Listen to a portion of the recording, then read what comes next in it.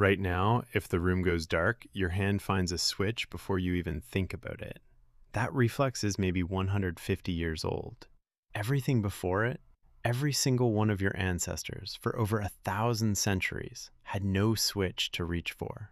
When the sun dropped, the world simply ended for the day, and it stayed ended until it came back.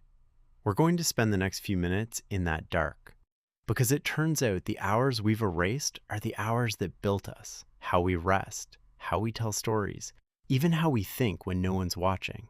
Start with the body. A human being in total darkness is almost defenseless. No claws, no night vision, no speed.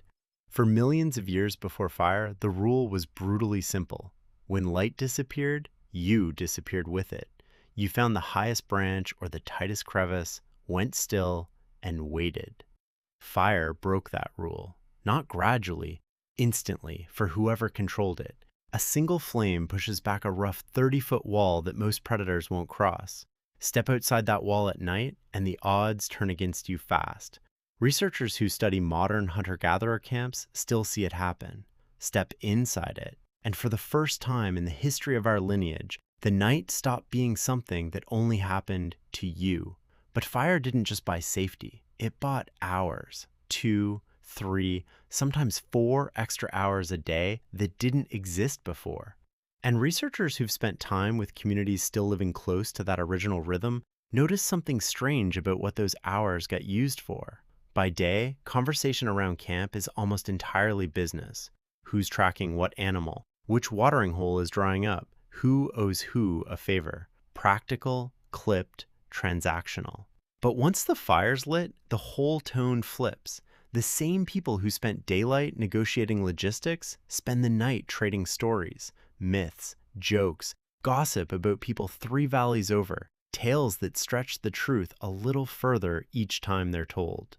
One widely cited study found that after dark, well over 3/4 of camp conversation turns into storytelling. Firelight, it turns out, might be the original stage, the place where humans first practiced imagining things that weren't standing right in front of them. Here's the part that should actually unsettle you a little.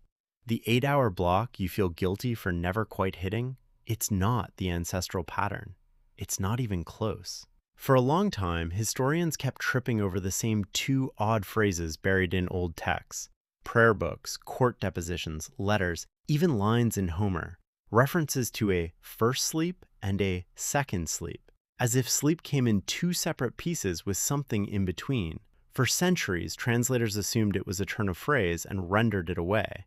It took one historian combing through hundreds of these references over more than a decade to realize nobody was speaking figuratively at all. People used to go down not long after dark, sleep a few hours, wake on their own in the dead of night, stay up for an hour or 2, then sleep again until morning, and everybody just called it Tuesday. Then, decades later, a sleep researcher tested it directly. Take modern volunteers, strip out every artificial light, and give them nothing but natural darkness for weeks at a stretch. Within days, without anyone suggesting it, every single participant split their sleep into 2 blocks with a quiet waking window in between, the exact pattern the old documents described. And that middle window wasn't groggy or wasted. Blood work showed a hormone spike normally associated with deep calm, the same one linked to meditation. People in the study described it as peaceful, almost meditative, a state of mind most of us alive today have simply never had the chance to feel. So what erased a sleep pattern that held for the entire span of human history? Nothing dramatic, just light, arriving in stages. Oil lamps in city streets, then gaslighting, then in 1879 the light bulb. And within a single generation, the 2-part night was gone, replaced by one unbroken block we now treat as the only correct way to sleep. And here's the detail worth sitting with.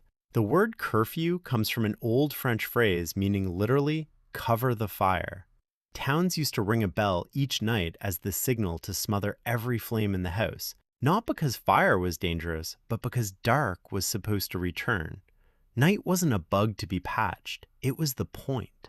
Now flip to tonight. The average person spends something like 7 or 8 hours a day bathed in artificial light after sunset, most of it from a screen held 18 inches from their face.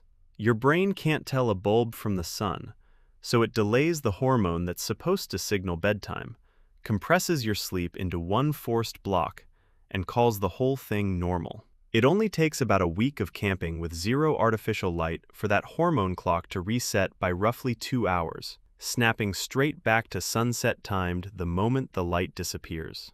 300,000 years of programming, still sitting there, still waiting.